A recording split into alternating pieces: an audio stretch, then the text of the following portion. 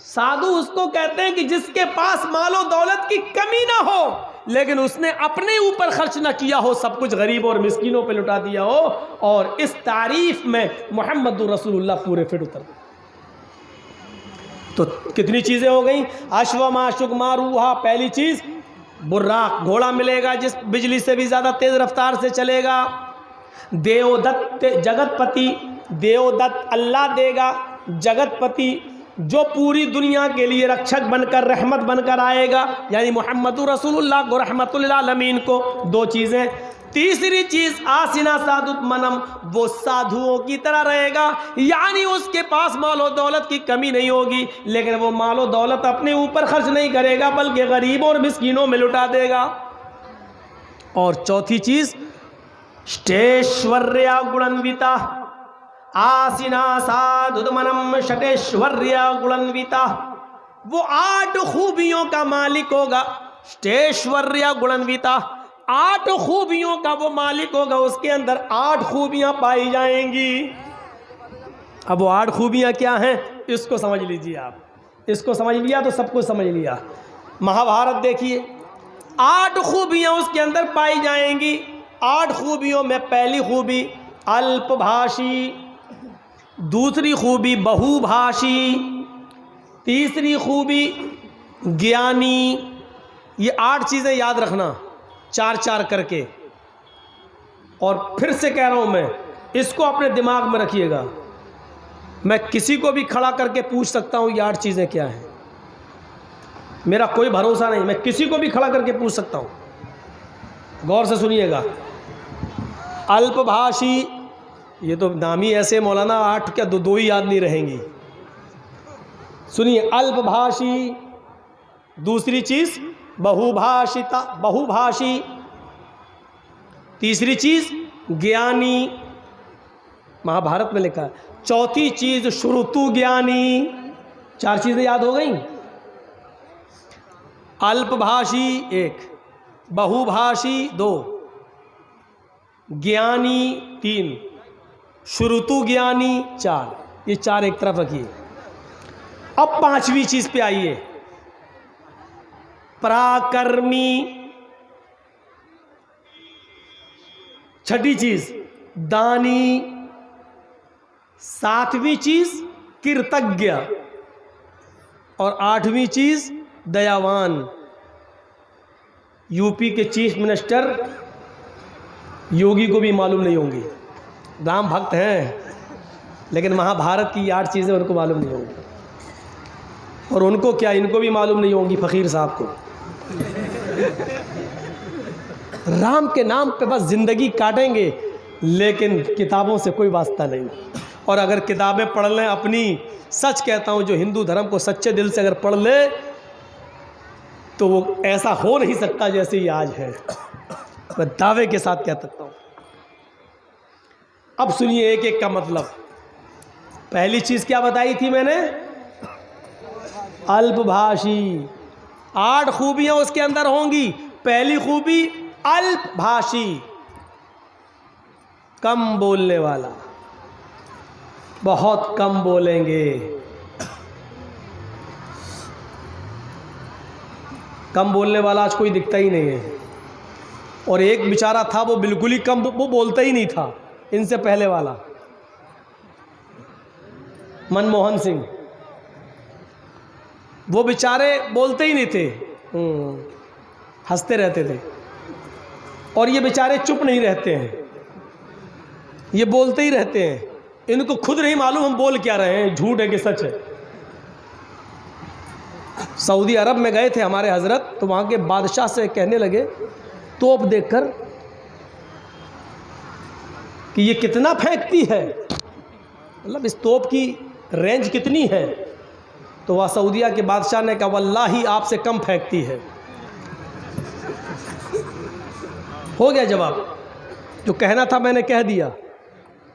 इन्होंने पूछा कि ये तोप की रेंज क्या है, कितना फेंकती है ये, तो उन्होंने कहा वल्लाह आपसे कम फेंकती है। तो समझ गए ना कि कोई इतना फेंके कि उसका नाम ही मशहूर हो जाए फेंकू, तो ये तो बड़े ताज्जुब की बात होगी कि लोग उसको फेंकू के नाम से जाने लगे। तो ये तो एक अचंभे की बात है, ताज्जुब की बात है। और मौलाना अबुल कलाम आज़ाद ने यही तो कहा था, किसी भी झूठ को सच करना हो तो इतना फेंको, इतना उसको इतना बोलो कि सुनने में वो सच लगने लगे, ऑटोमेटिक वो सच हो जाएगा, ऑटोमेटिक। यही हो रहा है आजकल, यही है। अल्पभाषी, कम बोलेंगे, ये नहीं कहा कि बिल्कुल नहीं बोलेंगे, कम बोलेंगे। अल्लाह के नबी इतना कम बोला करते थे, इतना कम बोला करते थे, इतना कम बोला करते थे। मुस्लिम शरीफ किताबुस सलाम के अल्फाज है कि यहूदियों का एक गिरोह नबी अकरम के घर पे आया, दरवाजे को दस्तक दी। अल्लाह के नबी ने दरवाजा खोला, यहूदियों के इस गिरोह ने नबी के घर में आने से पहले नबी को देखा तो कहने लगे अस्सलामु अलैकुम, अस्सलामु अलैकुम। अस्सलाम नहीं कहा, क्या कहा? अस्सलामु अलैकुम या रसूल अल्लाह, आए अल्लाह के नबी आप पर मौत हो। ये नहीं कहा अस्सलामु अलैकुम आप पर सलामती हो, बल्कि यहूदियों के इस गिरोह ने क्या कहा? अस्सलामु अलैकुम, और जल्दी में कहा अस्सलामु अलैकुम, ताकि पता ना चले, शक ना हो जाए। अस्सलामु अलैकुम या रसूल अल्लाह, अल्लाह के रसूल आप पर मौत हो, आप बर्बाद हो जाएं। तो अल्लाह के नबी सल्लल्लाहु अलैहि वसल्लम कुछ मशकूक हो गए हैं, इसने सलाम कहा कि साम कहा। अब वालेकुम अस्सलाम कैसे कह दूँ इनको, जो आदमी हमारे लिए मौत भेज रहा है और हम कहें सलामती हो तुम पर? तो पता नहीं ऐसा ना हो कि अगर मैं वालेकुम अस्सलाम कह दूँ तो ये बुरा मान जाए और ये कहने लगे कि हमने तो सलाम कहा और आप हमें मौत भेज रहे हैं। तो अल्लाह के रसूल ने बहुत मुख्तसर जवाब दिया, वालेकुम, न सलाम कहा न साम कहा। क्या कहा आपने? वालेकुम, जो तुमने मुझ पर भेजा वो तुम पर हो गया काम, बात ही खत्म होगी। इतना कम बोलते थे अल्लाह के रसूल, और इसी तालीम का नतीजा था कि अल्लाह के रसूल ने यह फरमाया था कि अपने ऊपर इस जबान को रोको। अल्लाह की कसम, इस जबान की वजह से बहुत से लोग जहन्नम में चले जाते हैं और बहुत से लोग जन्नत के मुस्तहिक हो जाते हैं। और इसी जबान की वजह से अल्लाह के नबी ने फरमाया, इन्नी उरीदु कुन्ना अक्सर अहलिन नार, आए औरतों की जमात, तसद्दक़ना या माशरन निसा, आए औरतों तुम ज्यादा से ज्यादा सदका करो, आए औरतों तुम ज्यादा से ज्यादा खैरात करो, क्योंकि मैंने तुम्हें जहन्नम के अंदर सबसे ज्यादा जलते हुए देखा।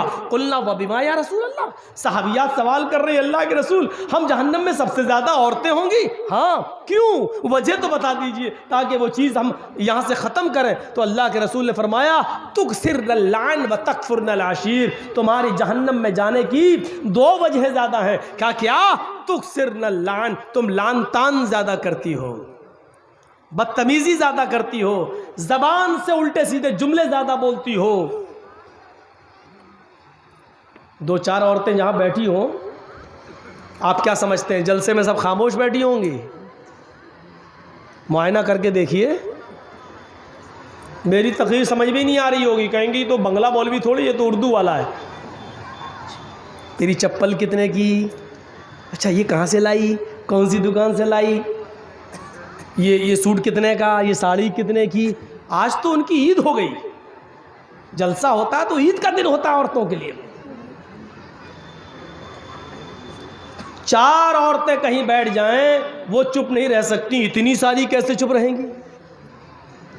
मछलियां पक रही होंगी, अच्छा है कि दूर इंतज़ाम किया जो यहाँ तक आवाज़ नहीं आ रही, वरना बहुत सी जगह तो बिल्कुल करीब में कर देते हैं।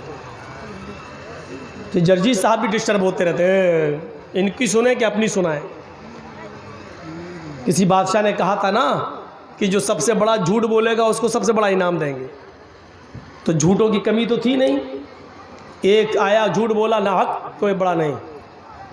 हमारे साहब अगर उस ज़माने में होते तो सबसे बड़ा अवार्ड इन्हीं को मिलता कि तुम वाकई तुम ही से अवार्ड के लायक हो। बड़े बड़े झूठे आए, फेल कर दिया बादशाह ने, नहीं तुम अवार्ड के मुस्तहिक नहीं हो। एक और आया, लास्ट में कहने लगा मेरा भी झूठ सुन लो। का क्या? आज मैं रात में सोया, मैंने ख्वाब में देखा कि जहाँ तक मेरी नज़रें जा रही हैं औरतें औरतें बैठी हुई हैं। बादशाह कहता भक, ये कोई झूठ है? अरे ख्वाब में हो सकता है देखा हो, झूठ बताओ। उसने कहा पूरी बात तो सुनो मेरी। का क्या? मैंने ख्वाब में देखा कि जहाँ तक मेरी नज़रें जा रही हैं सारी औरतें ही औरतें बैठी हुई हैं और सब खामोश हैं। बादशाह कहता क्या? का सब खामोश है? कहता हट, ये नहीं हो सकता। तो क्यों? का मेरा तजर्बा, 2 औरतें एक साथ बैठ जाए तो खामोश नहीं रह सकती, तू कह रहा है इतनी औरतें सब खामोश? इससे बड़ा झूठ तो कोई हो ही नहीं सकता, तू सबसे बड़ा अवार्ड के हकदार है। उसको सबसे बड़ा अवार्ड दिया बादशाह ने। तो हमारी माँ बहनें ज़रा संभल के रहें, वरना ऐसी बातें हम बोलते ही रहेंगे और वो समझेंगे मेरी बेइज्जती हो रही है। तो मेरे भाई